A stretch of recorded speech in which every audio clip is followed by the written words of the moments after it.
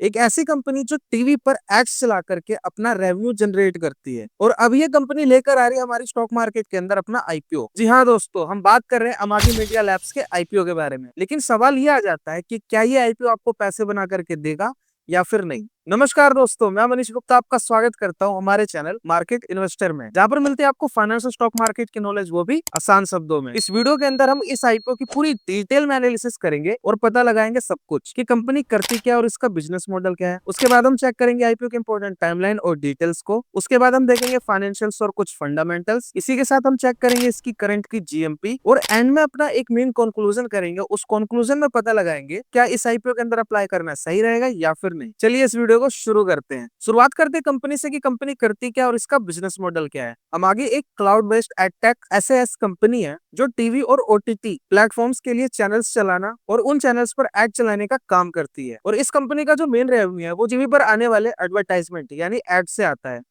अब हम बात कर लेते हैं इस आईपीओ से जुड़े हुए इंपॉर्टेंट टाइमलाइंस और डिटेल्स के बारे में। इस आईपीओ की जो ओपनिंग है वो 13 जनवरी से लेकर के 16 जनवरी तक की रहेगी। इसकी जो अलॉटमेंट है वो हमें 19 जनवरी को देखने को मिलेगी और इसकी जो अलॉटमेंट है वो एनयूएफजी के साइट पर आएगी। इसी के साथ अगर हम बात करेंगे लिस्टिंग की, तो इसकी जो लिस्टिंग है वो 21 जनवरी को देखने को मिलेगी। यानी 21 जनवरी को आप इनके स्टॉक्स के अंदर बाय और सेल कर सकते हैं। इसी के साथ अब हम कुछ और इंपॉर्टेंट डिटेल्स के बारे में जान लेते हैं। इस आईपीओ का जो टोटल इशू साइज है वो 1789 करोड़ रुपीस का है, जिसमें से 816 करोड़ का फ्रेश इश्यू है और जो बाकी बचा हुआ 973 करोड़ है ये ऑफर फॉर सेल है। इस आईपीओ के अगर प्राइस बैंड की बात करेंगे वो 343 रुपए से लेकर के 361 रुपए तक का रखा गया है और इनके एक लॉट के अंदर 41 शेयर्स रहेंगे। और अगर आपको रिटेल कैटेगरी से इनका एक लॉट अप्लाई करना है तो आपके पास 14,801 रुपए की अमाउंट होनी चाहिए। स्मॉल एचएनआई बिग एचएनआई की डिटेल्स आप ऊपर चेक कर सकते हैं। इसी के साथ अब हम चेक कर लेते हैं रिजर्वेशन कैटेगरी के बारे में। जब मैं 75% का स्टेक क्यूआईबी को ऑफर कर रहे हैं, 10% का स्टेक रिटेल कैटेगरी को और जो बाकी बचे हुए 15% का स्टेक है वो नेट इंस्टीट्यूशनल इन्वेस्टर्स के लिए रखे गए हैं।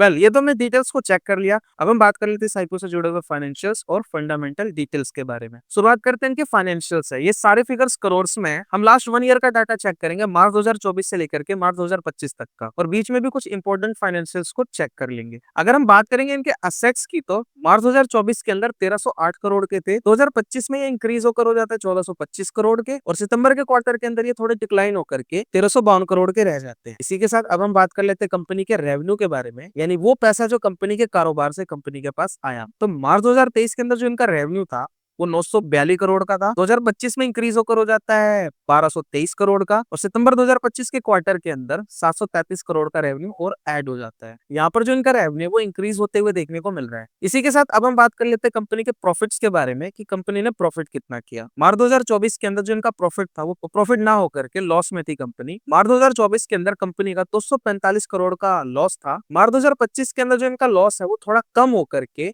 68 करोड़ रुपीस का रह जाता है, यानी कंपनी उस टाइम पर भी स्टिल लॉस में थी। इसी के साथ अभी की मैं बात करूं, सितंबर के क्वार्टर में इस कंपनी ने 6 करोड़ रुपीस का प्रॉफिट किया है। इसी के साथ अगर हम बात करेंगे इनके नेटवर्थ के बारे में, तो 2024 के अंदर जो इनका नेटवर्थ था 496 करोड़ का था। 2025 में इंक्रीज होकर हो जाता है 509 करोड़ रुपीस का, और सितंबर के क्वार्टर के अंदर यानी अभी तक का जो इनका नेटवर्थ है वो 859 करोड़ का हो जाता है। और इसी के साथ कंपनी के ऊपर कोई भी बोरोइंग्स देखने को नहीं मिल रही है। ये तो हमने कंपनी के फाइनेंशियल्स को चेक कर लिया। अब हम देख लेते हैं कुछ फंडामेंटल डिटेल्स को। कंपनी का रिटर्न ऑन नेटवर्थ है वो नेगेटिव में -13.49% का। इसी के साथ जो कंपनी का प्रॉफिट मार्जिन है वो भी यहाँ पर नेगेटिव में है, जो कि है -5.62% का। इसी के साथ जो इसका इबिटा मार्जिन है वो 2.02% का देखने को मिल रहा है, जो कि काफी कम है। और इस कंपनी का जो प्राइस टू बुक वैल्यू है वो 14.10 का देखने को मिल रहा है। इसी के साथ अगर मैं पी रेशो की बात करूँ, तो प्री आईपीओ में इसकी जो पी है वो नेगेटिव में देखने को मिल रही है। पी रेशो नेगेटिव तभी होती है जब कंपनी काफी ज्यादा लॉस में होती है। इसी के साथ इस कंपनी का जो मार्केट कैपिटलाइजेशन है वो 7,809 करोड़ का हो सकता है। ये तो हमने फंडामेंटल डिटेल्स को चेक कर लिया, जो कि काफी ज्यादा निराशाजनक देखने को मिल रहे हैं। अब हम बात करते हैं इस आईपीओ की जीएमपी के बारे में। अगर मैं इस टाइम की बात करूं इस आईपीओ की जीएमपी की, तो वो हमें यहाँ पर 34 रुपए से ऊपर देखने को मिल रहे हैं। परसेंटेज टर्म्स की मैं बात करूं तो 9.42%। बाकी मैं अगेन डिस्क्लेमर देना चाहूंगा, जीएमपी पे रिलायबल ना रहे, ये टाइम आने पर चेंज हो जाते हैं। अगर आपको आईपीओ के इंपॉर्टेंट अपडेट्स और साथ ही में जीएमपी के अपडेट्स चाहिए तो आप हमारे टेलीग्राम ग्रुप से जुड़ सकते हैं। मैं डेली वहां पर आईपीओ के जितने भी इंपॉर्टेंट अपडेट्स होते हैं और साथ ही में कुछ जीएमपी के अपडेट्स हैं वो मैं वहां पर पोस्ट करता रहता हूँ। हमारा टेलीग्राम ग्रुप बिल्कुल ही फ्री है, लिंक इसका डिस्क्रिप्शन में, आप वहां से जाकर के हमारा टेलीग्राम ग्रुप ज्वाइन कर सकते हैं। वेल ये तो हमने काफी कुछ देख लिया और समझ लिया और अच्छे से एनालाइज कर लिया। अब हम बात कर लेते हैं इस आईपीओ के मेन कंक्लूजन के बारे में। कंक्लूजन जानने से पहले मैं आपसे एक छोटी सी रिक्वेस्ट करना चाहूंगा, अगर आप इस चैनल पर पहली बार आए तो प्लीज इस वीडियो को लाइक करके हमारे चैनल को जरूर सब्सक्राइब करें। ये जितनी भी एनालिसिस वाली वीडियोस होती है इसके अंदर हम काफी ज्यादा मेहनत करते हैं और आपके लिए कंटेंट लेकर आते हैं ताकि आप एक अच्छा डिसीजन ले सके। तो हमारी मेहनत की कदर करते हुए प्लीज इस वीडियो को लाइक करके हमारे चैनल को जरूर सब्सक्राइब करें। अब हम बात कर लेते हैं अपने मेन कंक्लूजन के बारे में। जैसा कि आपने देखा कंपनी के जो फंडामेंटल्स है वो काफी ज्यादा वीक देखने को मिल रहे हैं। कंपनी का प्रॉफिट मार्जिन नेगेटिव में है, साथ ही में कंपनी का रिटर्न ऑन नेटवर्थ भी नेगेटिव में है। इसी के साथ इसकी बैलेंस शीट के अंदर जो कंपनी के प्रॉफिट्स हैं वो थोड़े नेगेटिव में देखने को मिल रहे हैं। कंपनी के फाइनेंशियल्स और फंडामेंटल्स अच्छे नहीं है, तो इसीलिए कंपनी को हम वीक कह सकते हैं यहाँ पर। अगर मैं अपनी एनालिसिस की बात करूँ, ये मेरा पर्सनल पॉइंट ऑफ व्यू है। इस सारी चीजों को देख करके कंपनी मेरे को काफी ज्यादा वीक देखने को मिल रही है। इसी के साथ जीएमपी इस टाइम पर ऊपर देखने को मिल रही है, लेकिन आने वाले टाइम में डिक्लाइन हो सकती है।